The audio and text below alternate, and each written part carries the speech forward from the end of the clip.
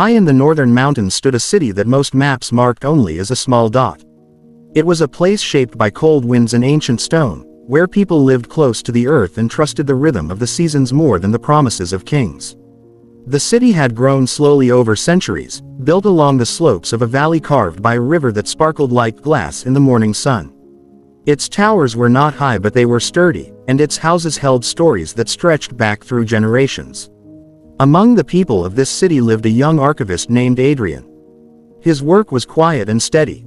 Each day he walked to the Hall of Records, where shelves rose like pillars into dim light. The building was cool even in summer, and the smell of old paper drifted softly through the air.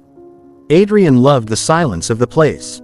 He loved the idea that knowledge could be guarded and protected even when seasons changed and empires faded.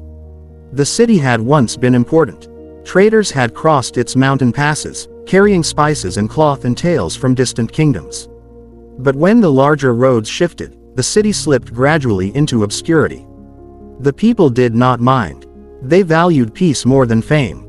They kept traditions alive through festivals and through the songs passed down during long winter nights. Adrian grew up listening to these songs.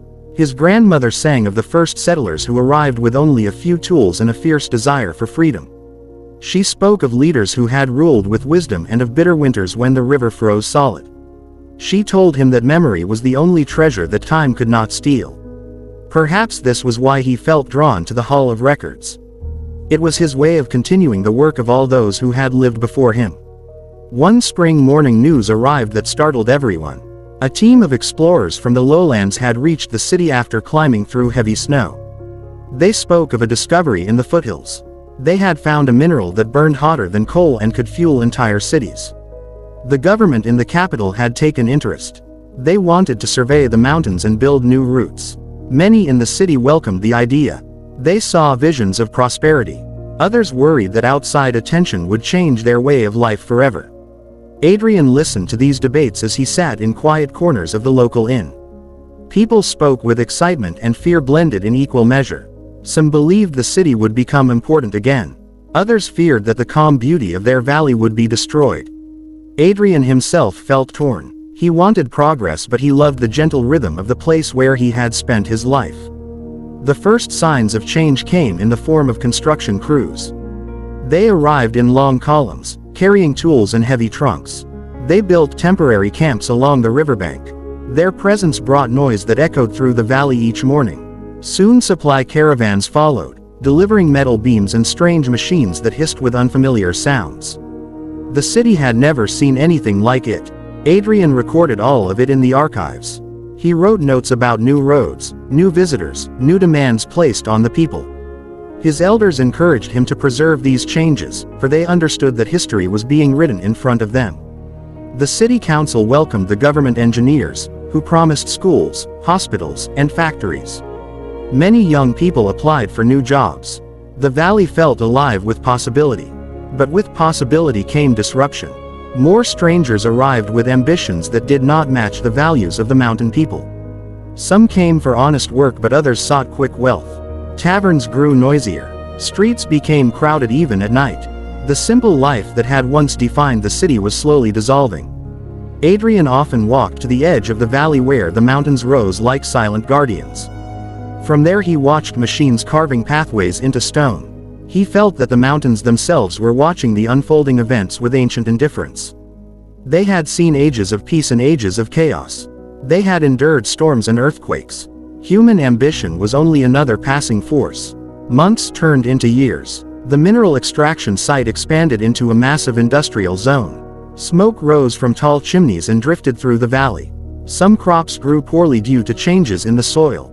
Fish in the river became fewer. Elders worried about the future, but younger generations accepted the changes as a part of progress. The city became wealthier, but wealth came with tension. Different groups fought over rights and resources. Traders built large warehouses. Politicians from the capital visited frequently, promising more development. Schools filled with new subjects and new expectations. Children who once learned traditional crafts now studied engineering and economics. Adrian was asked to create new registries for all these changes. He spent long hours organizing documents, drafting careful descriptions, and preserving every detail. Yet he felt a growing unease. The Hall of Records remained quiet, but outside its walls the city he once knew was fading. When he spoke with older citizens, they shook their heads and said that the valley no longer belonged to them. One winter a severe storm swept through the mountains. It lasted for 7 days and buried the entire region under thick snow. Roads collapsed, power lines snapped, supplies dwindled. The new industries, built with confidence but without respect for the land, struggled against the harsh weather. Many workers who had come from warm regions were unprepared. The storm revealed the fragility of the new order. Adrian helped the elders distribute food. He worked with healers to record the names of those who fell ill. He watched as the river froze again, just as his grandmother had once described. For a moment the old rhythm of the valley returned. People depended on each other instead of machines. They shared firewood and blankets. They listened to stories to pass the long nights. When the storm ended, the government ordered reconstruction. Bigger roads, stronger buildings, more extraction. They believed the answer to weakness was more expansion. But the people felt differently. Whispers of resistance began to rise. They spoke of preserving what remained of their heritage. They worried that soon nothing of their old city would survive. Adrian found himself caught between two worlds. He had always loved knowledge and progress, yet he also cherished the beauty of the valley. He understood that preserving history meant more than storing old papers. It meant protecting a living culture. He spent many nights walking through quiet streets thinking about what the future demanded of him. A turning point arrived when a landslide struck the industrial zone. The mountain, weakened by tunnels and excavation, shifted unexpectedly. Entire sections of machinery were buried. Families who lived near the site were forced to flee. The disaster shook the city. People realized that the mountains were not endless resources. They required respect. Public meetings filled every hall. Citizens debated what the city should become. Some argued that the extraction should continue but with strict limits. Others wanted the project shut down entirely. A few supported full expansion, believing that wealth was worth any cost. The tension split families and neighborhoods. The council called upon Adrian to present a historical perspective. He stood before a crowded room and spoke with steady voice. He told the story of the city from its founding to the present. He explained how the valley had survived centuries by balancing human needs with the natural world. He said that the archives showed one clear truth. The city had thrived when its people lived with patience and wisdom. It declined only when they pursued reckless ambition. His words moved many, but there were those who believed that caution was weakness. Arguments broke out across the city. Workers from the industrial camps organized demonstrations. Mountain farmers held peaceful gatherings in response. The valley felt stretched between two visions of the future. Weeks passed and no agreement was reached. Meanwhile, the government sent new envoys who pressed for continued extraction. They warned of economic ruin if the city chose to slow production. Their presence created even more pressure. One night Adrian returned to the Hall of Records to think in silence. As he walked through the aisles of old books and scrolls, he felt the weight of centuries upon him. He realized that the city needed not only arguments but a clear symbol of unity. Something that reminded people of who they had been and who they wanted to become. He found a forgotten map drawn long ago by the first settlers. It showed the valley in its earliest form with perfect clarity. Rivers traced by hand, mountains sketched with patience, villages marked as small clusters of dots. At the bottom was a sentence written by the founder. It read that the valley was entrusted to those who respected it more than they desired to control it. Adrian brought the map to the next gathering. When the people saw it, they grew quiet. The map was like a voice speaking from the past. Elders wept softly. Even the workers felt something stir within them. For a moment the arguments dissolved. The valley felt whole again. A compromise was finally reached. The extraction would continue but only in limited form. Strict environmental rules were established. New projects had to respect the balance of the land.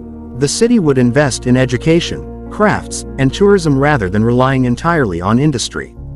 Most importantly, the council created a cultural preservation law to protect traditions, songs, and stories. Adrian was appointed chief archivist. His duty became not only to store documents but to guide the city's relationship with its own past. He accepted the responsibility with humility. He felt that his grandmother would have been proud. Years passed and the city regained its harmony. It became known not for reckless industry but for wise coexistence with the mountains. Travelers came to learn about its history and its unique way of life. Children studied both modern subjects and traditional knowledge. The valley flourished in a new balanced way. Adrian grew older but still walked the same road to the Hall of Records each morning. He watched new generations grow and saw that they carried both ambition and respect. He believed that the city had found a future worthy of its ancient roots. And when he sat in his quiet office and looked at the map of the valley, he felt peace knowing that the city he loved had chosen wisdom over greed.